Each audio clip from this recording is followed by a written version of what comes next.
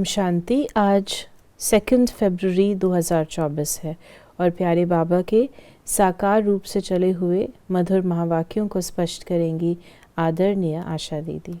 ओम शांति दीदी। बाबा ने कहा, मीठे बच्चे, ऊंच पद पाने के लिए बाप तुम्हें जो पढ़ाते हैं उसे ज्यों का त्यों धारण करो, सदा श्रीमत पर चलते रहो। देखो, एक है पढ़ाना, बाबा पढ़ाता सबको है, एक है स्वर्ग में चले जाना, वो बाबा ने का गारंटीड है। परंतु स्वर्ग में ऊंच पद की प्राप्ति करना वो इम्पोर्टेंट है। वो होता है पढ़ाई के आधार से, सेवा के आधार से, श्रीमत के आधार से। क्योंकि जो ऊंच पद वाला होगा तो वह रिस्पॉन्सिबल व्यक्ति होगा, निमित्त होगा। वो क्या डिसीजन देता है, क्या डायरेक्शन देता है, अगर उसके संस्कार श्रीमत के आधार से बने हुए नहीं होंगे तो वो दे नहीं पाएगा। इसलिए श्रीमत पर चलना ज़रूरी है। प्रश्न है, कभी भी अफसोस ना हो, अफसोस ना हो, उसके लिए किस बात पर अच्छी तरह विचार करो। हर एक आत्मा जो पार्ट बजा रही है वो ड्रामा में एक्यूरेट नूंधा हुआ है। ये अनादि और अविनाशी ड्रामा है। इस बात पर विचार करो तो कभी भी अफसोस नहीं हो सकता। अफसोस उन्हें होता है जो ड्रामा के आदि मध्य अंत को रियलाइज नहीं करते। तुम बच्चों को इस ड्रामा को ज्यों का त्यों साक्षी होकर देखना है। इसमें रोने रूसने की कोई बात नहीं।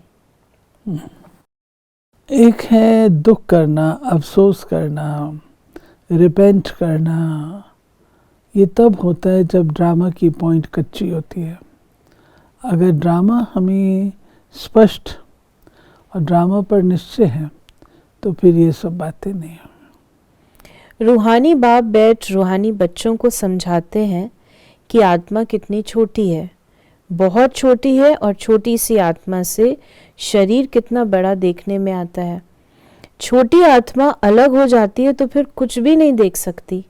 आत्मा के ऊपर विचार किया जाता है, इतनी छोटी बिंदी क्या क्या काम करती है। मैग्नीफाई ग्लास होते हैं, उनसे छोटे छोटे हीरों को देखा जाता है। कोई दाग आदि तो नहीं है। तो आत्मा भी कितनी छोटी है, कैसे मैग्नीफाइंग ग्लास है जिससे देखते हो, रहती कहाँ है, क्या कनेक्शन है। इन आँखों से कितना बड़ा धरती आसमान देखने में आता है। बिंदी निकल जाने से कुछ नहीं रहता। जैसे बिंदी बाप वैसे बिंदी आत्मा। इतनी छोटी आत्मा प्योर इम्प्योर बनती है। ये बहुत विचार करने की बातें हैं। फिर बाबा ने कहा कि अभी तुम शिव जयंती मनाते हो, दिखाते हो 5000 वर्ष पहले भी शिव जयंती मनाई थी। हर 5000 वर्ष बाद शिव जयंती जो हीरे तुल्य है मनाते ही आते हैं। ये सही बातें हैं। विचार सागर मंथन करना होता है जो औरों को समझा सके। ये त्योहार होते हैं, तुम कहेंगे नई बात नहीं, हिस्ट्री रिपीट होती है, जो फिर 5000 वर्ष बाद जो भी पाठधारी हैं वो अपना शरीर लेते हैं। बाबा ने कहा कि ये ड्रामा बड़ा एक्यूरेट है, इसमें ज़रा भी फर्क नहीं पड़ सकता। वो बायोस्कोप होते हैं हद के, मशीन पर चलते हैं। 2-4 रोल भी हो सकते हैं जो फिरते हैं। ये तो अनादि अविनाशी एक ही बेहद का ड्रामा है। इसमें कितनी छोटी आत्मा एक पार्ट बजाए फिर दूसरा बजाती है। बाबा ने हम बच्चों को कहा कि 84 का ही चक्र है, इनकी पहचान कैसे दी जाए।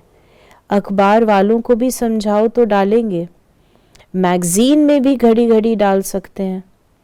हम इस संगम के समय की ही बात करते हैं। सतयुग में तो ये बातें होंगी नहीं, न कलयुग में होंगी। सेवा का या कुछ भी कार्य है वो संगम पर ही कर सकते हैं, जबकि हमको नॉलेज भी है। सतयुग में तो फिर ये नहीं होगा। बाबा ने कहा हर 5000 वर्ष के बाद मैं आता हूँ। कितनी ये वैल्यूबल पढ़ाई है। बाप के पास ही एक्यूरेट नॉलेज है जो बच्चों को देते हैं। तुम्हारे से कोई पूछे तुम झट कहेंगे सतयुग की आयु 1250 वर्ष की है। एक एक जन्म की आयु 150 वर्ष होती है। कितना पाठ बचता है। बुद्धि में सारा चक्र फिरता है। हम 84 जन्म लेते हैं। सारी सृष्टि ऐसे चक्र में फिरती रहती है। यह अनादि अविनाशी बना बनाया ड्रामा है। इसमें नई एडिशन हो नहीं सकती। गायन भी है चिंता ताकि कीजिए जो अनहोनी होए। जो कुछ होता है ड्रामा में नूंद है। तुमको कोई भी बात में अफसोस करने की जरूरत नहीं। सदैव हर्षित रहना है। उस ड्रामा की फिल्म चलते चलते घिस जाएगी, पुरानी हो जाएगी, फिर बदली करेंगे, पुरानी को खलास कर देते हैं। ये तो बेहद का अविनाशी ड्रामा है। ऐसी ऐसी बातों पर विचार कर पक्का कर लेना चाहिए। बाबा ने हम बच्चों को कहा कि तुम ब्राह्मण हो, ब्राह्मणी इस ज्ञान को जानते हो। ये तो चोब चीनी तुमको मिलती है, ताकत की दवा, खुराक।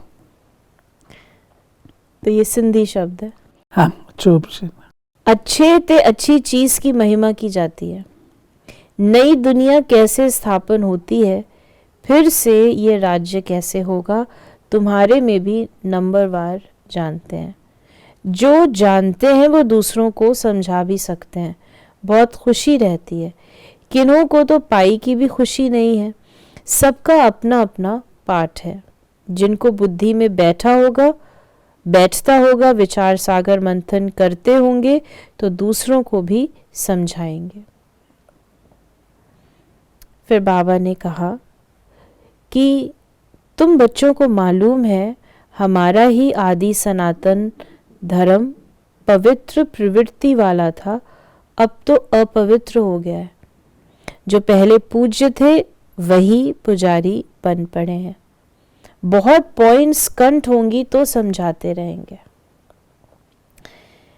बाबा को भी घड़ी घड़ी पॉइंट्स रिपीट करनी पड़ती है, क्योंकि नए नए आते हैं।